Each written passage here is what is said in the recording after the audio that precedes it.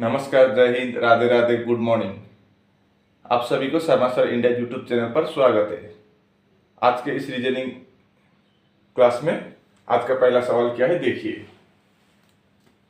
If the given two numbers 2 and 7 are interchanged, which of the following equation will become correct. बोला गया है कि अगर 2 और 7 को आपस में बदल दिया जाए तो दिए गए 4 स्टेटमेंट में से कौन सा वाला स्टेटमेंट सही होगा। एक इक्वेशन सही होगा तो इन चारों में से कौन सा वाला सही होगा। हमको क्या करना होगा, 2 और 7 को आपस में बदलना होगा। इंटरचेंज बोला है, 2 और 7 को इंटरचेंज करेंगे तो देखेंगे, एक एक करके ट्राई करना होगा। तो 8 इंटू, अब 2 के जगह पर हम क्या लिखेंगे, 7 लिखेंगे, क्योंकि 7 और 2 इंटरचेंज करने को बोला जाए। 7 माइनस 6 प्लस 2, इससे 13 आएगा कि नहीं।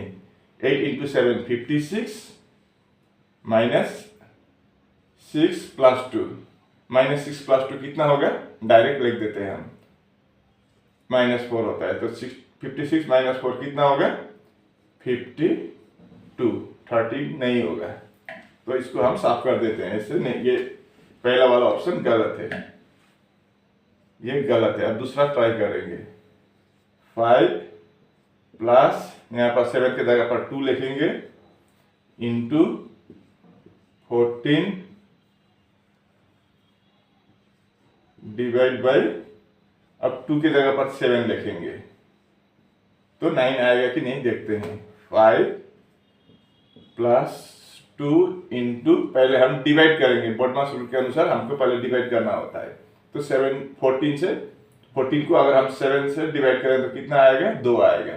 7 दूना 14, तो 5, उसके बाद डिवाइड के बाद मल्टीप्लाई करते हैं, तो यहाँ पर मल्टीप्लाई साइन है तो इनको मल्टीप्लाई करेंगे तो 5, 2 इंटू 2 4, तो 5 प्लस 4 कितना होगा, 9। लो 9 आ गया, मतलब बी ऑप्शन सही होगा, राइट आंसर।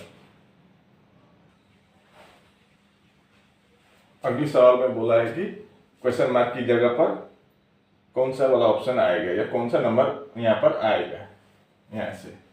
तो क्या है, 4, 4, 20, 80, 240, 480 और क्वेश्चन मार्क। तो अगर हम डिफरेंस देखें तो क्या होगा, यहाँ से यहाँ 16 का डिफरेंस है, इधर 60 का डिफरेंस है, इधर 160 का डिफरेंस है, इधर 240 का डिफरेंस है। तो ऐसा डिफरेंस से ये नहीं होगा, ये कोई दूसरा ही लॉजिक है। तो यहाँ पर लॉजिक क्या है, देखिए। 4 और 20 मतलब 4 के साथ अगर हम 5 इंटू कर देंगे तो 4 इंटू 5 20, यहाँ पर 20 और 80 है तो 20 इंटू 4 80, 80 इंटू 3 240, 240 इंटू 2 480। अब देखिए, into 4 into 5 into 4 into 3 into 2, मतलब एक कम होते आ रहा है। तो यहाँ पर एक कम होने से, 2 से एक कम होने पर क्या होगा, 1 होगा। तो 480 इंटू 1 कितना होगा, 480 हो जाएगा। यहाँ पर आपका डी वाला ऑप्शन करेक्ट आंसर होगा। तीसरे सवाल में बोला है कि अगर हम इन सभी शब्दों को अल्फाबेटिकल ऑर्डर में बनाए तो 5वें स्थान पर कौन सा लेटर आएगा। तो देखते हैं, 5वें स्थान पर 5th पोजीशन पर कौन सा लेटर आएगा, कौन सा वर्ड आएगा। तो पहले हम इनमें कॉमन देखते हैं, कॉमन को हटा देंगे, नहीं तो गड़बड़ हो जाएगा, टाइम बर्बाद। तो हम CHE सभी में है तो CHE को हटा देंगे।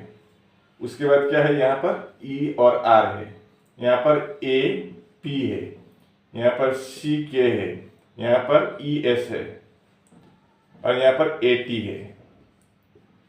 तो पहले, सबसे पहले A आएगा, A दोनों में है तो A के बाद P आएगा, T बाद में आएगा, तो पहले नंबर 2 आएगा, ये 2 हो गया। उसके बाद AT, मतलब ये नंबर 5 आएगा। उसके बाद C आएगा, ये A खत्म हुआ। उसके बाद C आएगा 3, उसके बाद E है, लेकिन आर आएगा इससे पहले, तो आर मतलब 1 आएगा और लास्ट में 4 आएगा। तो ऐसा होगा सीरियली अगर हम इसको बनाए तो ऐसा।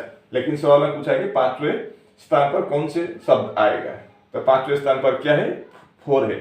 4 में आपका चीज है, चीज आपका ए ऑप्शन पर है, तो आपका ए ऑप्शन सही जवाब हो जाएगा, राइट आंसर। ये चौथा सवाल आपका डाइस से है। अगर इस दिए गए पेपर के शीट को अगर हम फोल्ड कर दें तो इन चारों में से किस तरह का डाइस बनेगा। इन चारों में से सिर्फ एक ही डाइस सही है, बाकी 3 गलत है। तो हमको पहचानना है ये कौन सा डाइस सही है अगर इसको हम फोल्ड कर दें तो हम हमने पहले आप लोग को बहुत बार इस तरह का वीडियो दिखाया था जहां पर अपोजिट वर्ड पहले अपोजिट लेटर हमको निकालना होता है। अपोजिट साइड किसका कौन होगा वही निकालना है। तो अपोजिट वर्ड कैसे निकालते हैं, एक बॉक्स छोड़ के, तो वाई से अपोजिट क्या होगा, एल होगा, एक बॉक्स छोड़ दिया हमने। और टी से अपोजिट क्या होगा, तो फिर पी होगा। और एम का अपोजिट आपका ये सी हो जाएगा। तो हम इसको पहले कॉपी कर लेते हैं। वाई के अपोजिट में आएगा एल और टी के अपोजिट में आएगा पी और एम के अपोजिट में आएगा सी। अब इस डाइस में कभी भी दोनों साइड दिखाई नहीं देता है, एक साइड दिखाई देता तो दूसरा साइड बैक साइड में रहता है, तो उसको वो छिपे रहते हैं। तो देखते हैं अगर 2 साइड आया तो वो गलत होगा। यहाँ पर सी एल एम, सी और एम ये एक ही साइड का है, ये अपोजिट साइड है। अपोजिट साइड यहाँ पर दिखाई नहीं देना चाहिए था, लेकिन यहाँ पर सी और एम दोनों दिखाई दे रहा है, मतलब ये नहीं होगा, ये गलत है। अब यहाँ पर देखिए पी टी वाई, पी और टी अपोजिट साइड है, लेकिन यहाँ पर पी और टी दोनों दिखाई दे रहा है, तो ये भी आपका नहीं होगा। यहाँ पर देखिए एम वाई सी, एम और सी ये दोनों अपोजिट है, लेकिन यहाँ पर दोनों दिखाई दे रहा है, तो ये भी नहीं होगा। यहाँ पर देखिए वाई पी सी, वाई यहाँ है, पी यहाँ है और सी यहाँ है, मतलब अलग अलग साइड से एक एक लिया गया है, तो ये डाइस सही है। तो इस तरह का डाइस इससे बनाया जा सकता है, बाकी 3 बनाया नहीं जा सकता है। तो आपका राइट आंसर सी हो जाएगा।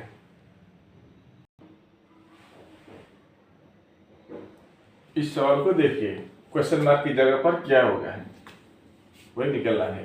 तो हम इनमें क्या देखेंगे, पहले डिफरेंस ही देखते हैं। इससे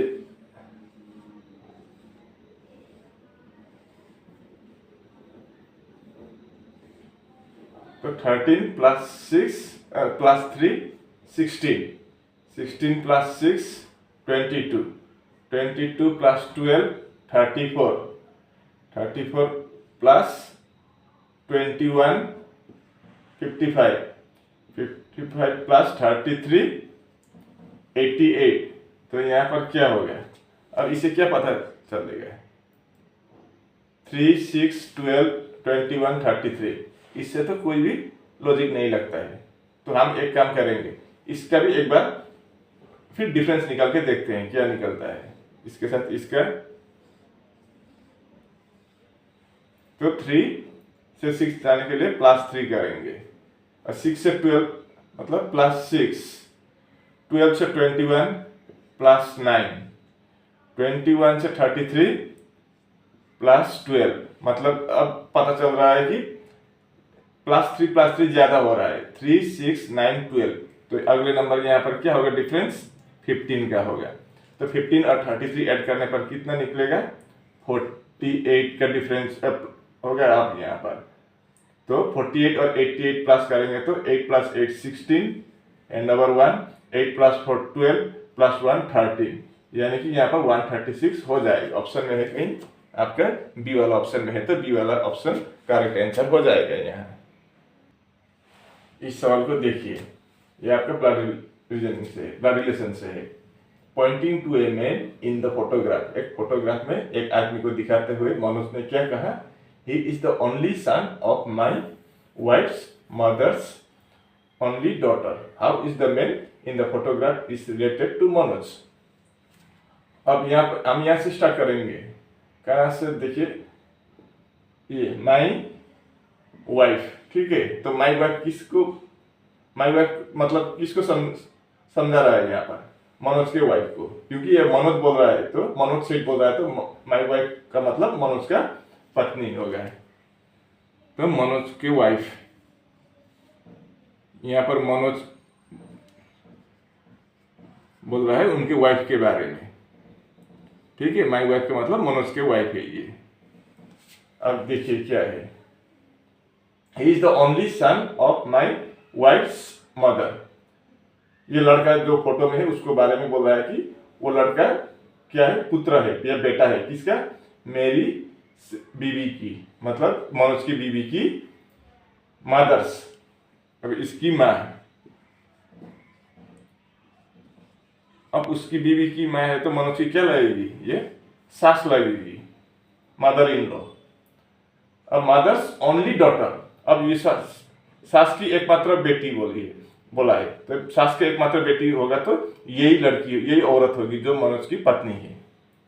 अगर दूसरा बोला होता तो दूसरा बेटी तो कोई उसका साली भी हो सकती थी, लेकिन यहाँ पर एकमात्र बेटी बोला है, ओनली डॉटर, तो यही हो गया, उसके पत्नी के माँ के एकमात्र बेटी मनोज की पत्नी ही होगी, ठीक है। ओनली डॉटर मतलब एकमात्र बेटी यही होगी।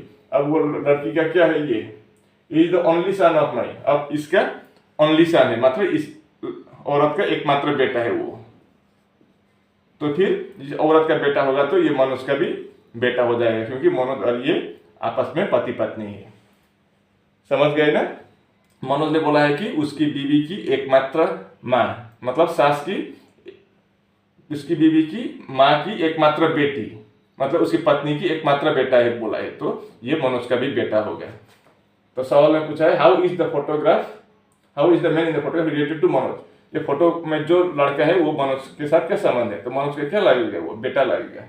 अब यहाँ पर बेटा और पापा दोनों का ऑप्शन है, लेकिन बेटा को ऑप्शन में टिक कर दीजिए, क्योंकि मनोज का इसके साथ पूछा है, इसका मनोज के साथ नहीं पूछा है, ये बात याद रखिए, ठीक है। इस सवाल को देखिए, ये आपका सीटिंग अरेंजमेंट है। 6 boys H, J, K, L, M, N are sitting in a straight line facing the north. कितने लड़के हैं, 6। तो 1, 2, 3, 4, 5, 6 लड़के के लिए 6 जगह है, चेयर है। मान लीजिए उत्तर की तरफ देख रहे हैं तो आपका राइट इधर हो जाएगा और लेफ्ट इधर आ जाएगा।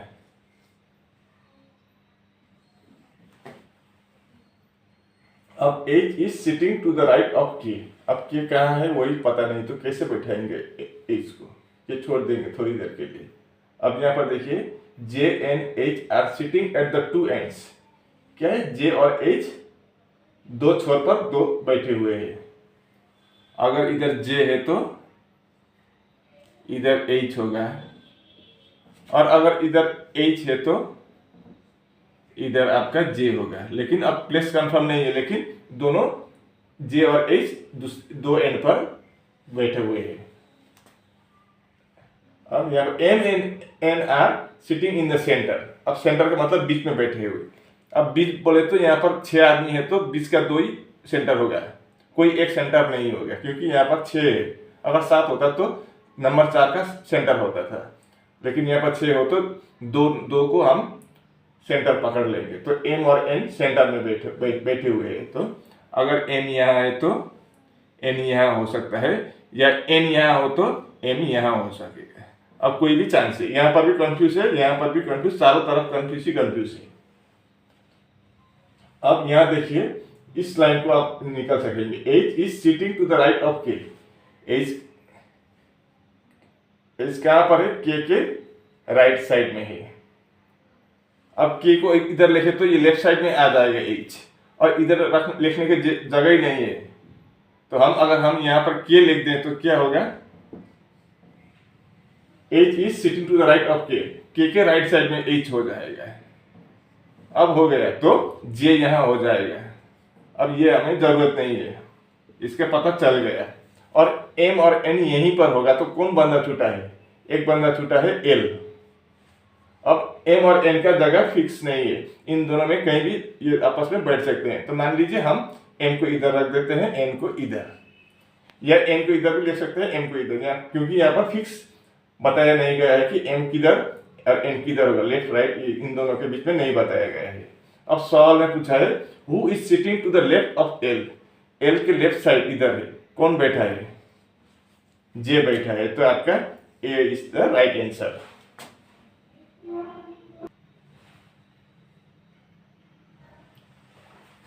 Find the number of triangles in the given figure, यह दिए गए फिगर में कुल मिलाकर टोटल कितना ट्राइंगल्स है वही हम निकालेंगे। ठीक है, आप इस सब को छोड़िए, आप यहाँ देखिए, सिर्फ इसमें फोकस कीजिए। ठीक है, इस वाले से हम आंसर निकाल सकेंगे।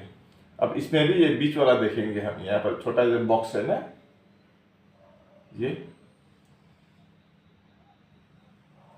तो यहाँ पर 1 2 3 4, तो हमारा फार्मूला क्या था, 4 × 2 8, मतलब यहाँ पर 8 ट्राइंगल्स है इसके अंदर, और यहाँ पर एक है, यहाँ पर एक है, 2 हुआ है। उसके बाद ये वाला एक हो गया है, ये आधा इधर का एक, अब यहाँ से इधर भी एक हो गया, 2, और ये बड़े वाला एक, 3, तो कितना हुआ, 8 2 10 और 3 13, यहाँ से 13 ट्राइंगल्स निकल आया। तो सेम टू सेम फिगर इधर भी है, यहाँ से ऊपर तक, तो यहाँ पर भी 13 आएगा, तो कितना हुआ, 26 ट्राइंगल अभी तक मिल चुका है। अब यहाँ पर देखिए, यहाँ पर भी एक ऐसे बॉक्स है, तो 1 2 3 4, तो यहाँ पर भी 4 × 2 अगर हम करें तो 8 ट्राइंगल्स निकल आएगा। तो कितना हुआ, 26 और 8 34, 34 ट्राइंगल्स निकल आया। ए वाला नहीं हो गया ऑप्शन। अब यहाँ से देखिए, अगर हम इस ट्राइंगल को पकड़े तो इधर एक हो जाएगा,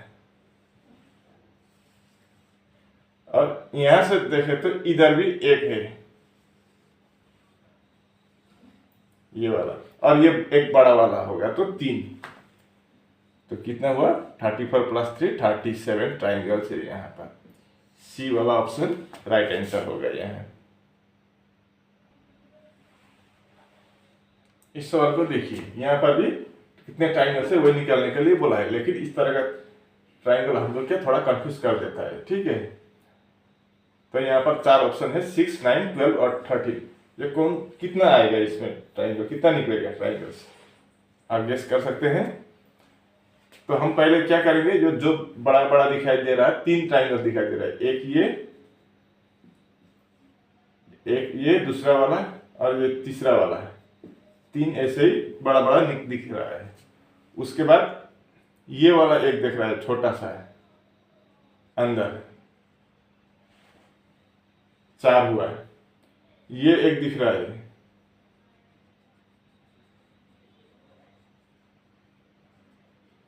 5 हुआ है। अब यहां से पकड़े तो ये भी एक दिख रहा है यहां तक,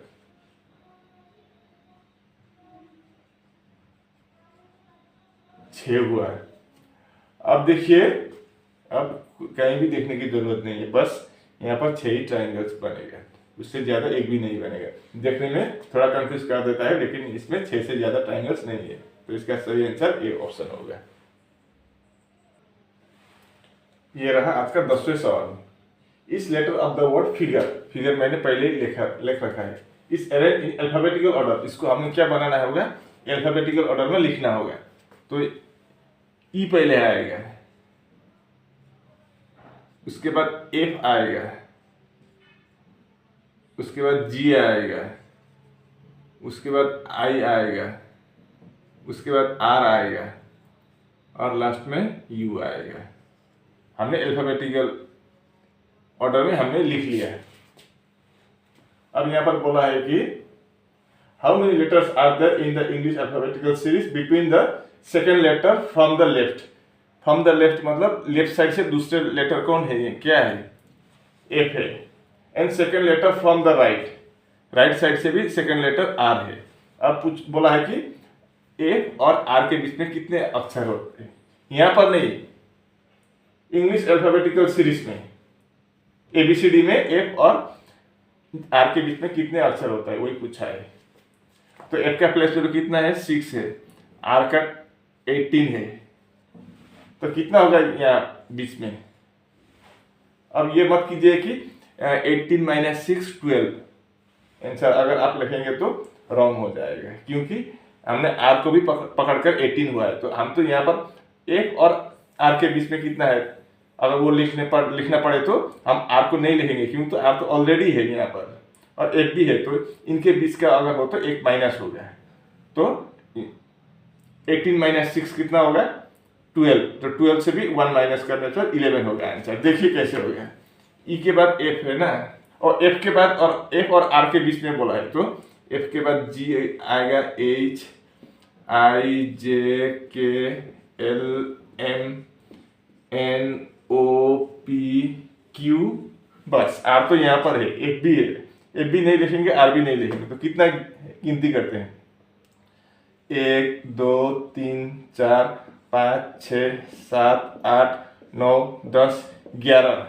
क्योंकि ये 18 माइनस 6 12 और ये आर को भी पकड़ा था 18, तो उसको माइनस करने से 11 आएगा, तो आपका बी ऑप्शन सही जवाब होगा।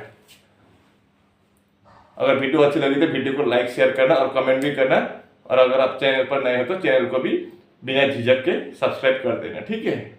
आज के लिए बस इतना ही, राधे राधे।